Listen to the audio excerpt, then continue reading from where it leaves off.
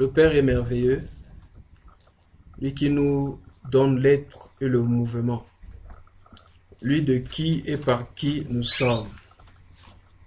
Bien-aimés, nous sommes ce que nous sommes aujourd'hui grâce à ce que Christ a accompli à la croix et grâce, bien-aimés, à la manifestation de ce grand amour. Ce soir, nous allons prendre nos Bibles dans le livre de Jean chapitre 10. Dans Jean chapitre 10, et nous allons lire à partir du verset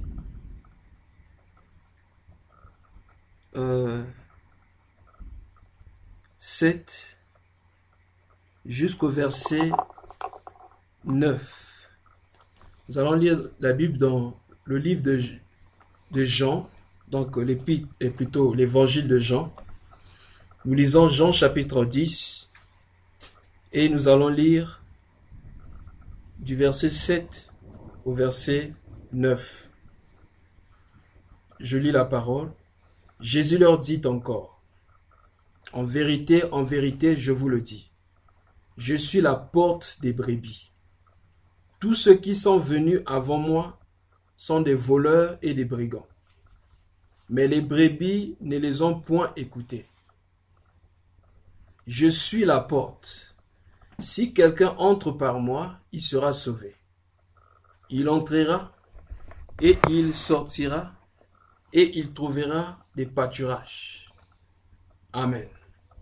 Bien-aimés dans le Seigneur, hier, alors que nous pensions parler des caractéristiques de l'enfant, le Seigneur nous avait conduit autrement.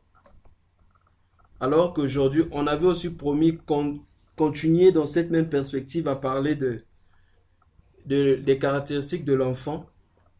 Mais il me semble que nous sommes en train de prendre, bien-aimés, un autre virage.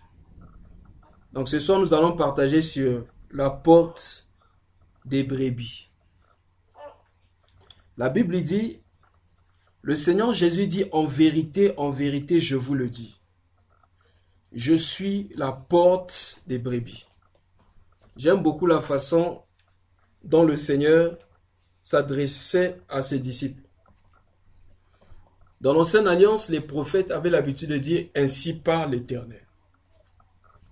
Mais comme c'est lui qui était bien-aimé dans la chair, et il était en train, bien-aimé, de nous faire entrer dans une nouvelle dispensation, la dispensation où l'Éternel, le Dieu, qui était un Dieu éloigné, devait vivre dans l'homme, parce qu'en effet, l'apôtre Paul écrit dans le livre d'Éphésiens chapitre 4, il n'y a qu'un seul Dieu qui est au-dessus de tous, c'est-à-dire le Père qui est parmi tous, le Fils Emmanuel, et qui est en tous, le Saint-Esprit.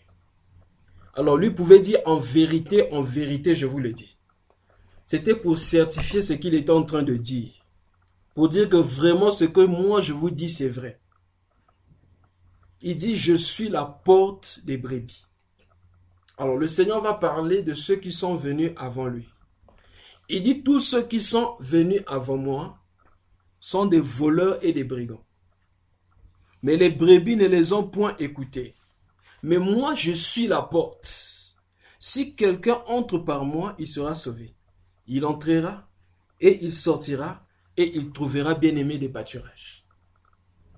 Bien-aimé dans le Seigneur.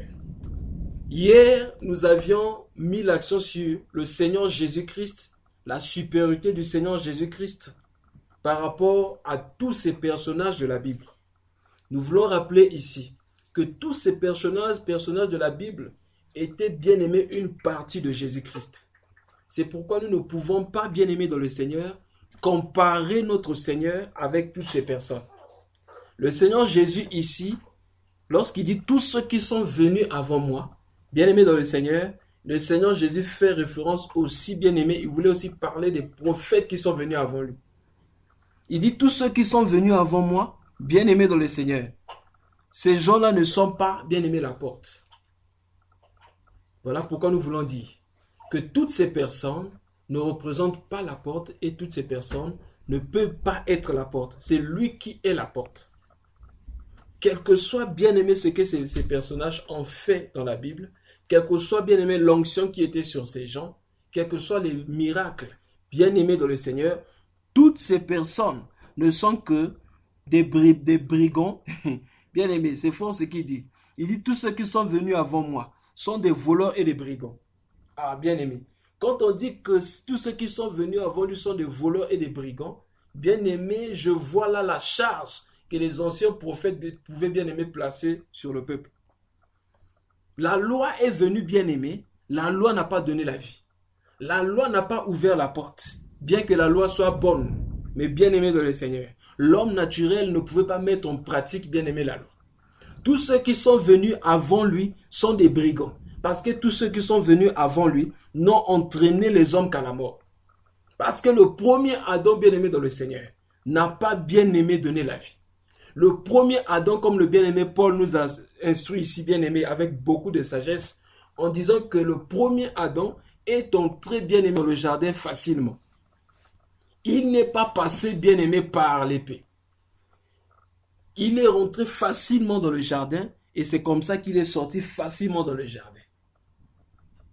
Tous ceux qui sont venus avant Jésus-Christ, bien-aimés dans le Seigneur, ces hommes n'ont rien fait.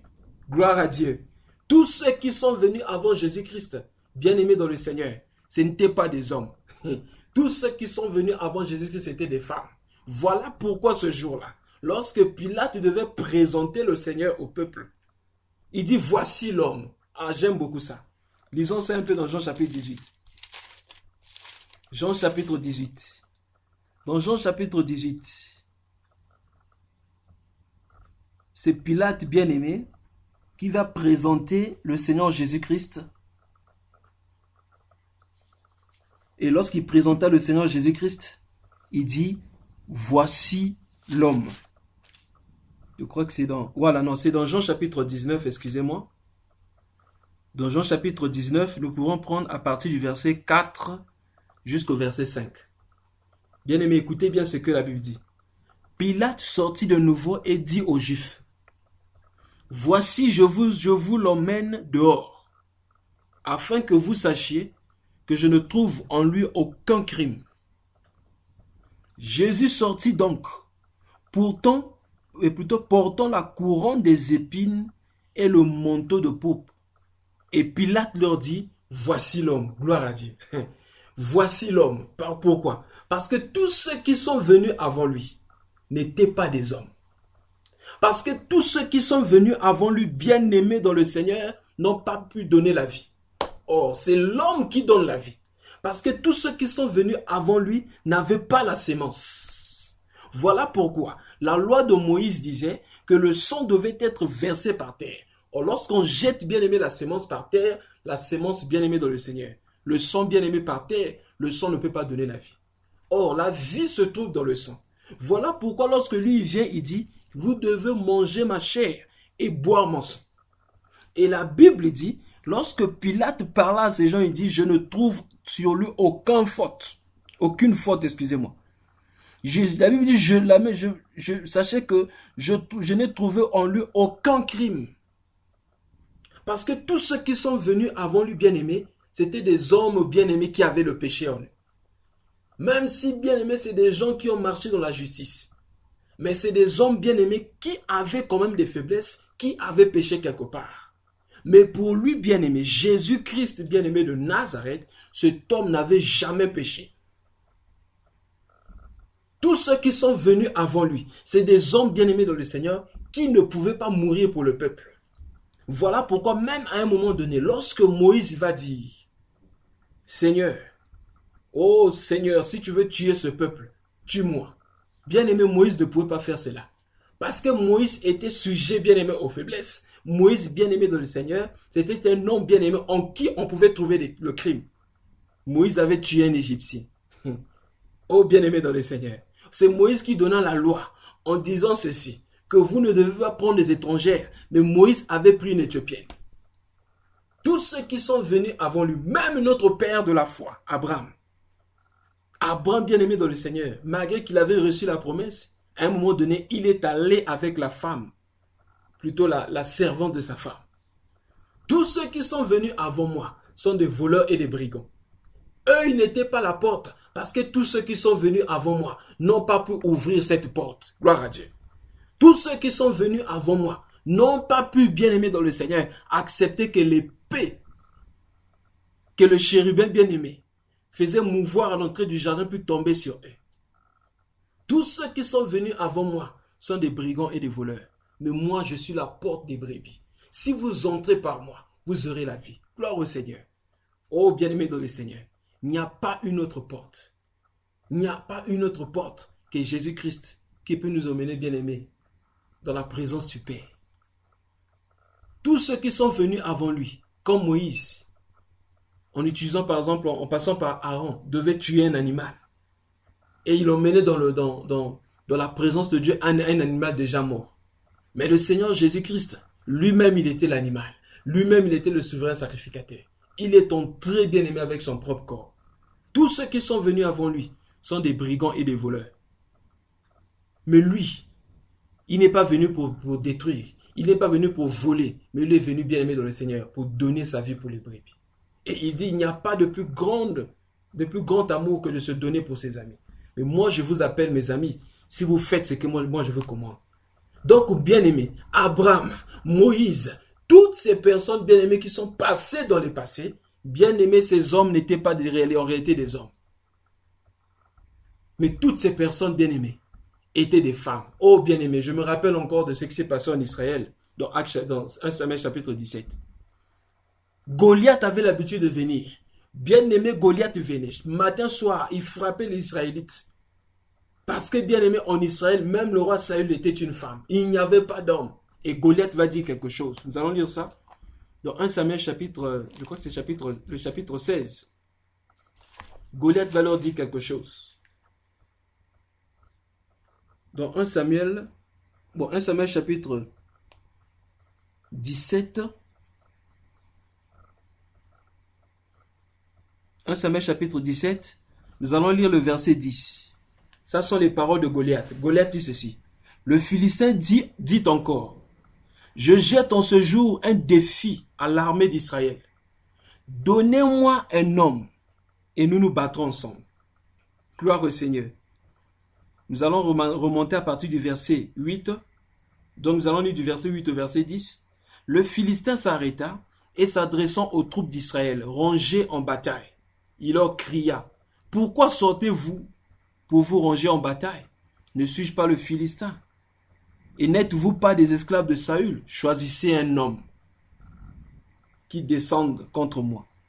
S'il peut me battre et qu'il me tue, nous vous serons assujettis. Mais si je l'emporte sur lui et que je le tue, vous nous serez assujettis et vous nous servirez. » Le Philistin dit encore, je jette en ce jour un défi à l'armée des Israël. Donnez-moi un homme et nous nous battrons ensemble. Bien-aimé, je continue au verset 11. Et tout Israël entendit ces paroles du Philistin, ils furent effrayés et saisis d'une grande crainte. Verset 12. Or David le fils, David était fils de cet Ephraïm de Bethléem de Juda, nommé Isaïe, qui avait 8 fils. Et du temps de Saül, était vieux avancé en âge. Bien-aimé dans le Seigneur. En ce temps-là, en Israël, il n'y avait que des femmes. Mais Goliath, quand il arrive, bien-aimé, il ne trouve que des femmes. Parce que c'est l'homme qui est capable, bien-aimé, de sauver. C'est l'homme qui est capable de sauver. Parce que c'est l'homme qui donne la sémence. Oh, je bénis l'intelligence, bien-aimé, la sagesse de notre bien-aimé Paul. Là, je parle de Paul de Tarse, c'est lui qui nous a écrit les lettres. En disant, par exemple, je ne permets pas à la femme d'enseigner, ni de prendre l'autorité sur l'homme. Mais elle doit demeurer dans le silence. Elle doit demeurer dans la soumission. Femmes, soyez soumises à vos maris, comme à Christ. Parce qu'en effet, le mari est le chef de la femme, comme Christ est le chef de l'Église. Bien-aimé dans le Seigneur. En Israël, il n'y avait que des femmes. Voilà pourquoi, bien-aimé, ces femmes avaient peur de Goliath. Tout Israël avait peur de Goliath. Mais il y avait un homme. Oh, bien-aimé. Un homme de rien. Même lorsqu'il fallait oindre le roi, bien-aimé dans le Seigneur. Quand ils sont allés dans la maison d'Isaïe, ils ont commencé à faire débarquer, faire passer les enfants d'Isaïe. Samuel a vu comment on appelle ça, Eliab. Il dit certainement c'est lui le roi.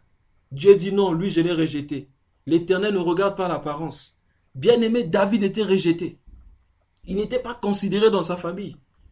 Il gardait bien-aimé les brebis de son père. Mais c'est lui l'homme, c'est lui l'homme.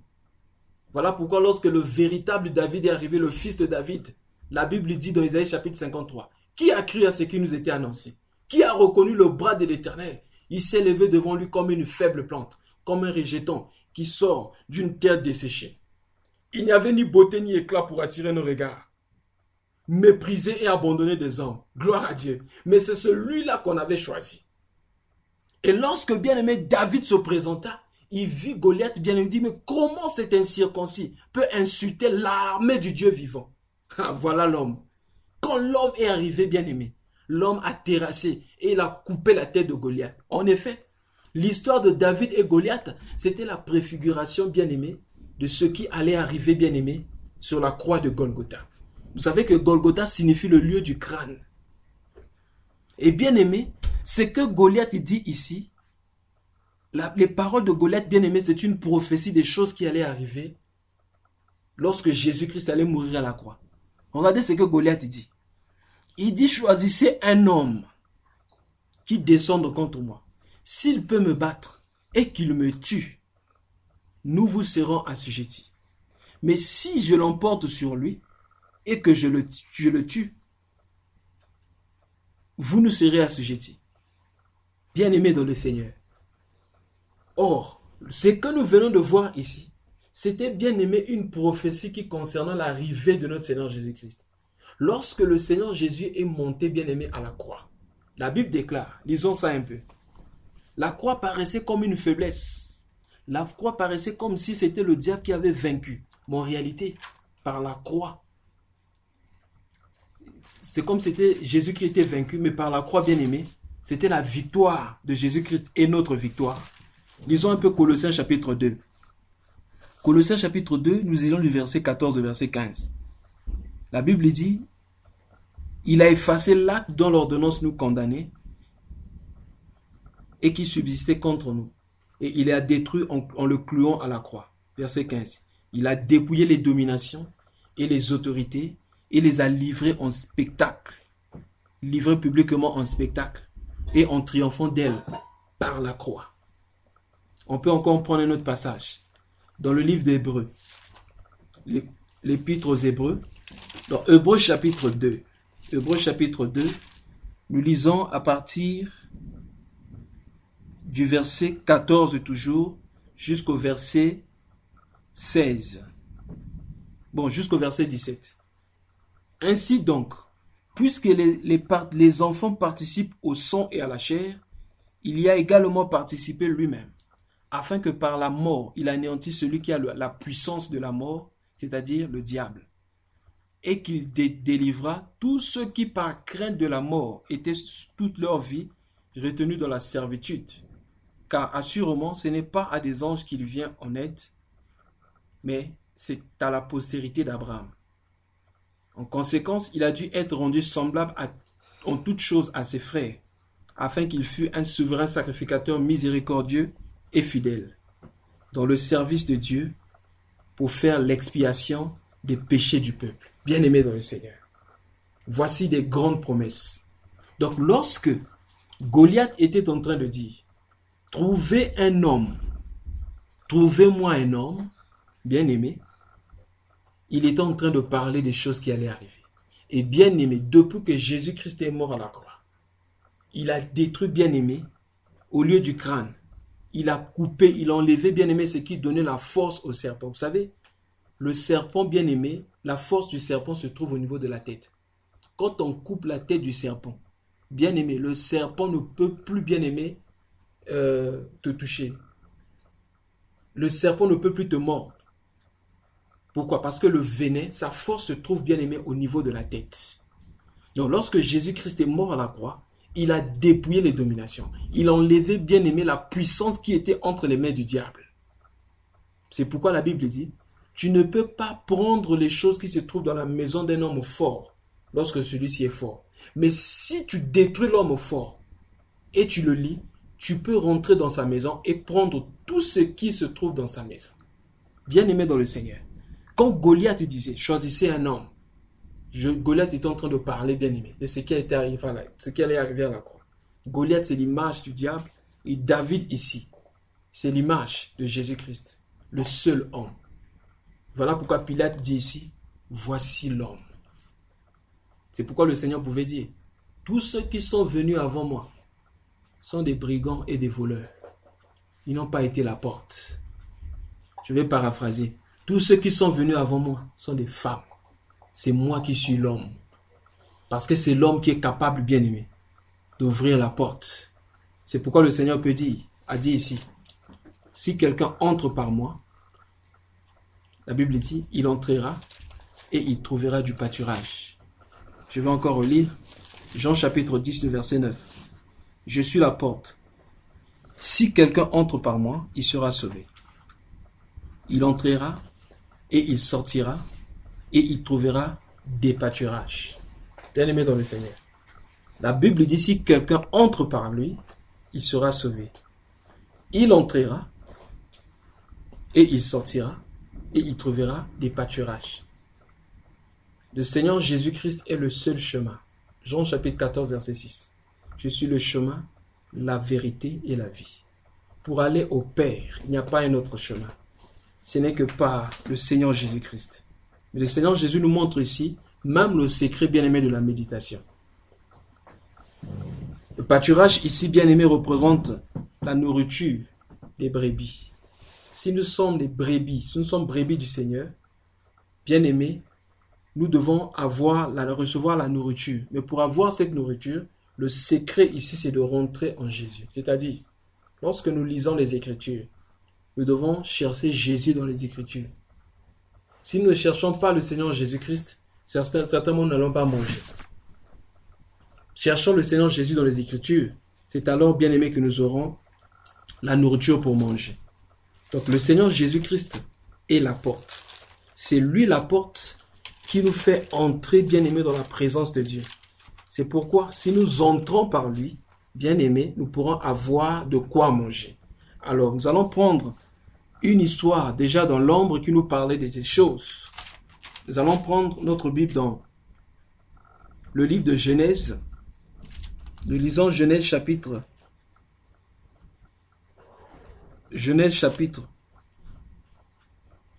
44. C'est l'histoire de Joseph et ses frères. Alors, Joseph fut vendu par ses frères. Et nous connaissons tous l'histoire de Joseph. Il est parti, il était vendu auprès des Ismaélites.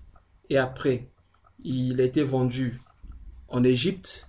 En Égypte, il travaillait dans la maison de Potiphar. Finalement, accusé injustement, il se retrouva en prison. Et après, il interpréta le songe de Pharaon. Et finalement, Joseph était devenu premier ministre. C'est-à-dire le second de l'Égypte. Maintenant, qu'est-ce qui s'était passé? Étant le second en Égypte, Joseph, c'était le moment où il y avait la famine partout, sur toute la terre. La nourriture ne se trouvait qu'en Égypte. Maintenant, il fallait que Jacob envoie ses fils chercher la nourriture en Égypte. Mais comme Jacob venait de perdre Joseph, pour lui Joseph était mort, et qu'il aimait beaucoup Joseph, la maman de Joseph n'avait que 2 fils. Il y avait Joseph et son petit frère Benjamin. Et comme il n'y avait que ces 2 fils, pour ne pas que l'autre fils aussi meure, il préféra garder le petit frère à la maison. Il envoya maintenant les 10 fils chercher la nourriture en Égypte. Quand ces derniers arrivent en Égypte, bien aimé, Joseph les reconnut. Mais eux ne reconnurent pas Joseph. Bien aimé dans le Seigneur. Joseph reconnaissait ses frères, mais ses frères ne pouvaient pas le reconnaître. Pourquoi? Parce que Joseph avait changé, ses frères étaient restés les mêmes. Les gens qu'on rejette souvent, bien aimés, que ce soit au milieu des frères, dans les églises, etc. C'est souvent des gens qui vont de l'avant et qui changent. Mais ceux qui passent leur temps à rejeter restent les mêmes. C'est pourquoi, bien-aimé, n'aie pas peur du rejet. Le signe que le signe de la réception du Seigneur est souvent marqué par le rejet des hommes. Lorsque nous sommes rejetés par les hommes, c'est un signe que Dieu bien-aimé a besoin de nous. Mais non, ces gens sont partis pour croiser, sont partis en Égypte, je voulais dire, pour chercher la nourriture. Donc c'est dans Genèse chapitre 44. Nous allons lire à partir du verset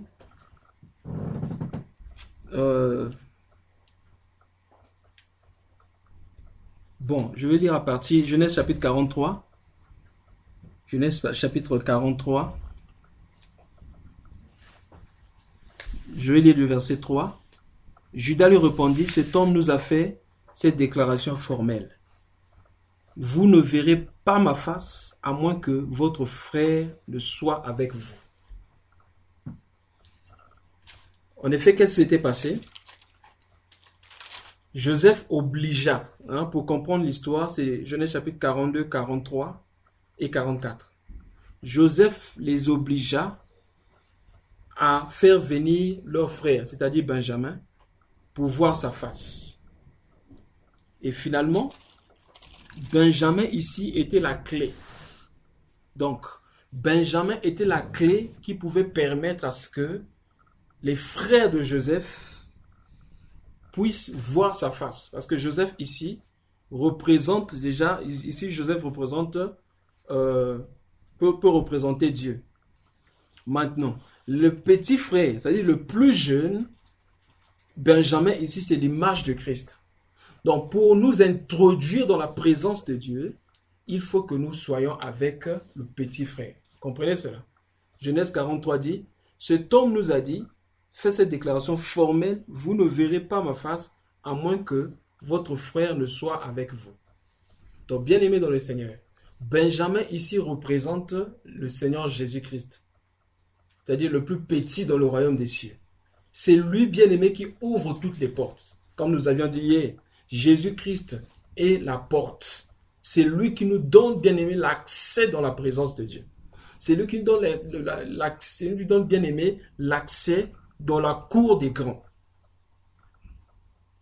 Donc, Benjamin ici qui est le petit frère, bien-aimé dans le Seigneur, c'est lui qui devait ouvrir la porte aux autres.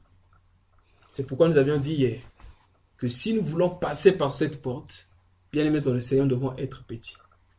Et pour entrer dans la présence de Dieu, la porte, c'est Jésus-Christ. Bon, pour aujourd'hui, nous allons nous arrêter par là. Si le Seigneur fait grâce, nous allons continuer avec cette histoire des enfants d'Israël en Égypte, quand ils sont allés chercher le blé, et voir comment Benjamin ici était la clé pour non seulement rentrer dans la présence de Pharaon, mais aussi pour avoir la nourriture ou voir la face de Joseph. Que le Seigneur nous bénisse et qu'il nous garde. Amen.